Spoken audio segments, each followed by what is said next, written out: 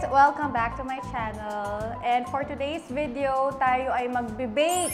Ang ating casting for today, of course, ako, si How, si Rosie, and si Ate Mel! Si Ate Mel talaga yung expert sa banana muffins. So, ayan na. Alam niyo na yung gagawin natin today. Banana muffins!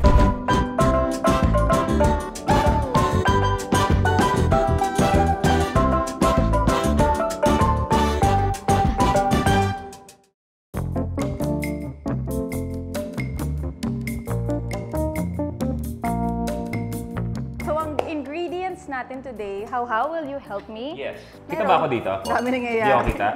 2 cups of pancake mix. Or all-purpose flour or baking powder. Pwede yan. Pero since gusto namin ng easy lang, pancake mix ang ginamit natin. So 2 cups of pancake mix. 1½ cups ng crushed walnuts. Ito, crushed walnuts. Na-excite siya. 1/4 teaspoon ng salt. Ito yan, salt. 1/4 cup ng muscovado sugar. Or brown sugar, pwede rin. Di ba sila kumanta ng jumbo, hotdog, kayo? Ang muscovado. Muscolados yun. Ang muscolado. Kala ko muscovado sila. Isang banana. But actually, pwede naman din dalawa. Basta depende sa kung gaano kadami ang gagawin ninyo. Tayo today ang gagawin natin. Tatry natin punuin to. So, meron tayong muffin tray din. So, bale, nasa 12 muffins to. 3 large eggs, half slice of 1 pack ng butter. Anak! Tapos, muffin paper cups, non-stick oil spray, vanilla extract. And syempre, meron tayong mga extra bowls para pag-mix-mix natin mamaya. Disclaimer lang, hindi kami mga bakers, hindi kami expert. Kami ay nagre-rely lamang sa recipe book and kay Ate Mebe. Okay, so simulan na natin. Ilalagay natin itong butter. Wala kaming spatula, so ito na lang muna. Ilalagay natin yung butter dito, tapos i-melt natin sa microwave. Excuse me, pwede pa microwave? Excuse me. Lambingan tayo, paminsan-minsan lang ito. Ayan, so habang tinutunaw natin yung butter, kakrack na natin yung eggs at busy siya, guys. Look at the egg. You used to eat hard-boiled wow, eggs. natapos na yung sa butter. Check mo na din. Malamang sa malamang tunaw yan. So, ayan, imimix nyo lang. Bango talaga ng butter, no? Tapos, after nitong paghalo sa eggs, Look at mama. kukuha tayo ng isa pang bowl. Dahil natunaw na ang butter, 1/4 teaspoon ng salt, 1/4 cup ng muscovado sugar. muscovado. Musculado yan. Tapos, ihahalo mo to. Busy siya. Nagkaibang vlog ka ba? Parang sabotahe May ginagawa mo. sarili siyang vlog. Haluin nyo yung sugar sa butter. Ihahalo na natin ito. Look, Peanut, look.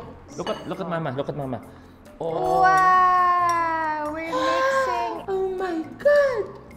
See, Mama's putting the egg in the pancake mix. And now she's putting the butter with the sugar and the pancake mix. Wow! So since wala tayong spatula, ito na lang ang papanghalo natin. So, nang inate mo dyan, basta lang may incorporate lahat. Binimix ng mabuti. Wow, habang minimix ko to, siguro i-slice mo na yung banana. Meron ka ding ambag. Hey! Maliban sa iyong looks and body.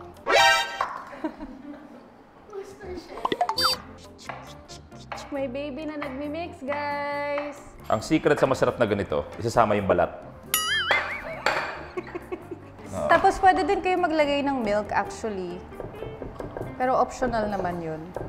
Tapos unti-unti na natin ilagay yung walnut. Basically, halo-halo mo lang talaga siya lahat. Kaya nga ito yung napili naming unahin kasi mga wala kaming alam. So ito yung pinakamadali. Pero ang galing nga ngayon di ba? Kasi may mga na-invent na pampadali. Pero tayo, pinapahirapan natin yung mga sarili natin. Wala, nakalimutan natin bumili ng mixer.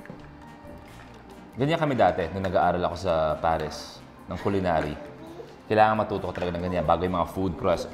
Pag hindi alam ng iba, ay ako graduate at may diploma ako ng hotel restaurant sa College of St. Benilde, kung saan isa talaga sa mga subject namin ay ang culinary. Ba't di ikaw gumawa? Ba't ka nakikialam sa buhay ko? Pinakailan mo ka ba pag-aaral mo? Tinanong mo ka ba Tapos, diploma mo? yeah. What you doing? What you doing? What you doing? Anak ko, mali yung paghiwa ng ating chef. Ganyan ang pagkakaturo sa amin sa Paris. Si Diwata. Mama's cutting the banana, so. And then Mama's making banana muffin cupcake paella. Look at Mama, oh. Oh, galing ni Mama, oh. Mix. Look. Mix. Ang ating gamit pala today, nakuha ko lahat sa Chef's Classics. Thank you, Miss Jenna. Kasi nga, hindi naman talaga ako baker. Tapos sabi ko, saan kayo nakakabili? Ayun, sa Chef's Classics. Paano mo sila nahanap? Si Miss Jenna, yung nagbibigay lagi ng mga milk bottles kay Rosie. Sa Hegen naman. Hegen, nasa Hegen ako. Chuba. Iba yan? Hindi. Yung banana natin, hindi pa siya overripe. Pero better sana kung overripe. But ganun talaga, minsan you Hey, peanut. use whatever's available. What do you want? It's zero. Oh, wow, ikaw naman Look, peanut, look. Ikaw naman mag-mix, Papa. Tama, iniikot mo rin dapat buo. Yo, DJ, let me hear some scratch.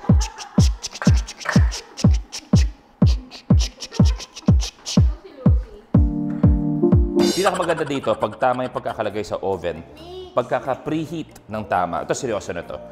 Basta matama yung ingredients mo, maganda yung pagkaka-mix mo, paglabas nito, menudo na. Put here. One. Okay. And then, Galing na niya mag-count, guys. Totoo yan. two. 2. And then, 3. Yeah, good job. And then, with patience. 4. Very good naman. Oopsie. Yeah, 5. And then, Ay, sus. 6. Ay, sus. So gently. Other side. Oh, very good. Yay! Wow, good job. Oh, you did great. Yay! Very good, my love. So, after namin lagyan to, syempre kami ang kalimutan gang, di ba? So, nakalimutan namin maglagay ng vanilla extract dito. But to be honest, depende na lang din sa inyo yun kasi pang paano lang naman to, pang padagdag ng aroma o ng tamis. Lagyan natin ng maliit lang. So this is Careful, my love. 1/4 Careful. ng teaspoon. Yan. Tapos saka natin siya haluin. But honestly, kanina pwede nyo nang haluin kasabay ng mga ibang ingredients. Itong non-stick oil spray, pwede nyo siyang ilagay kapag wala yung mga cups. Look at Mom. Look. Look what So, Mom's pwede doing. nyo nang ilagay dito. This is the Invento Banana Muffin. Tapos, huwag mo pupunuin kasi aalsa pa to. So, hindi kailangan ng super puno. Actually, ito okay na to. Sabi niya, Mama, hindi ko makita. Ha?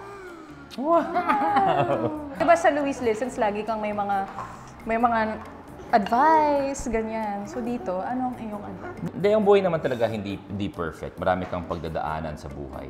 Kaya nga pinakamagandang advice ko sa lahat dyan is, huwag kang sumuko ka na. Ano? Huwag kang sumuko ka na.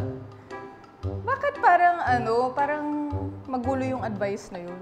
Kung saan mo gusto pumuesto doon ka na. Basta importante na sabi ko, huwag kang sumuko ka na.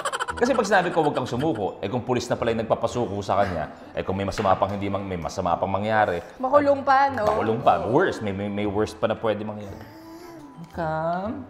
May worst pa na pwede mangyari. So, saan mo gusto lumugar doon? What? It's a mic. Ow. Yung talent, di nagko-cooperate. Yung talent nyo. Pay after ba daw to? Ang tagal na nung talent na to, hindi pa marunong makisama sa mga stars. Wala na bang ibang mga talent? Sino bang manager nitong batang to? We're almost done. We're gonna put this inside the oven na. Yay! Ayan, so, nalagay ko na lahat. Lahat ang lahat. Look, oh. Bawi. Look what Mama's doing, oh. Binaba namin ng konti, ng mga 70 degrees. Saka namin ilalagay ito. Tapos, mag-aantay tayo ng 30 minutes para maluto or ma-bake. Ang init. So, 30 minutes ang aantayin natin. Nilagay muna namin sa 20 minutes para ma-check namin. Tapos kung gusto pa namin dagdagan, dadagdagan ng 10 minutes. Ang preheat, siguro mga 10 to 15 minutes okay na yun para lang din mainit na siya bago mo ipasok yung i-bake nyo. Trivia, tinuro sa amin nung college kung bakit kailangan gumamit ng mga muffin cups pag sa baking actually, lalo-lalo na pag may oven. So bakit nyo kailangan ng ganito? Bukod sa syempre, obviously, para ilagay. Ang init. Oh my God. Ay, bigyan makita ng isa. May sayaw yan eh. Uy, dali. Ito kaya yung galing ng assistant ko, no? Ang daming ambag. Siyempre, tinitest lang kita. Ba't ko ilalabas kagad lahat ng mga dunong ko? Kaya ko gumawa ng banana bread na walang banana eh. Ayan, tapos na. Actually, nagdagdag kami ng konting minutes. So, total, 40 minutes na siya. Pero 70 degrees pa rin. Channing! Look, Rosie! Wow! Oh my God! Wow! Look, oh. Yeah! Ayan na siya, guys!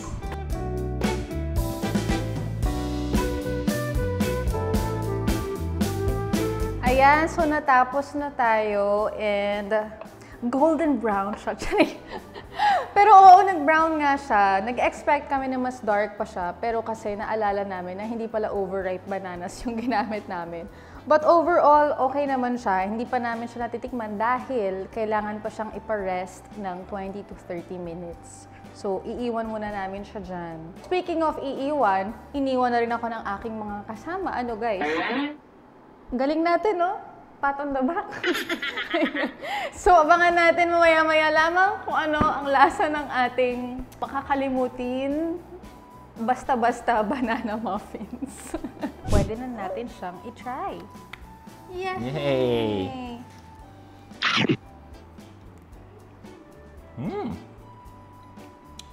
May pagka menudo na... Hindi. Sobrang sarap niya, hindi siya... Oh. Wow! Wow! You like it? Yummy. Sarap. Simple-simple lang. Ay! Pasado sa taste test ni Peanut. Pasado. Actually, masarap siya. Nalasahan mo yung butter. Pero hindi siya super tamis. Akala ko super tamis kanina. Pero ngayon naging sakto lang yung tamis niya. And... Oh. Ay, gusto pa niya. Oh. Jesus! Pinuntahan lang niya ako para kumain. Thank you! Happy ako sa kinalabasan. Ikaw, love, happy ka? Happy. Okay siya. What? Mukha naman happy si Peanut.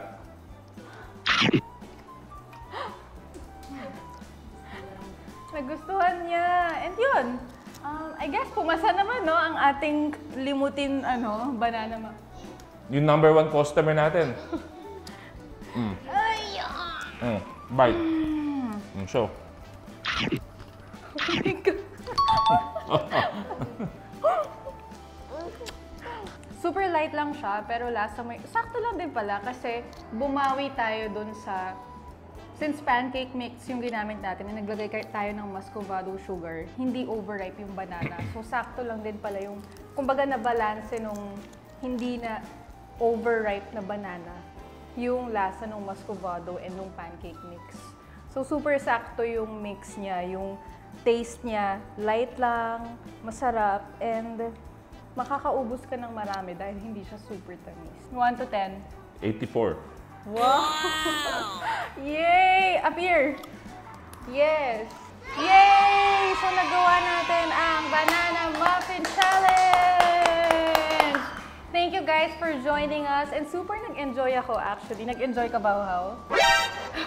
Pangatlo na yata niya. Pangalawa, to many more recipes and baking and cooking. For watching, guys. Thank you for Bye-bye. joining us, and I hope you enjoyed this Ay, what? episode. Yeah, you say bye to everyone. Bye-bye. Don't forget to like, comment, and subscribe. See you guys next time. Bye-bye.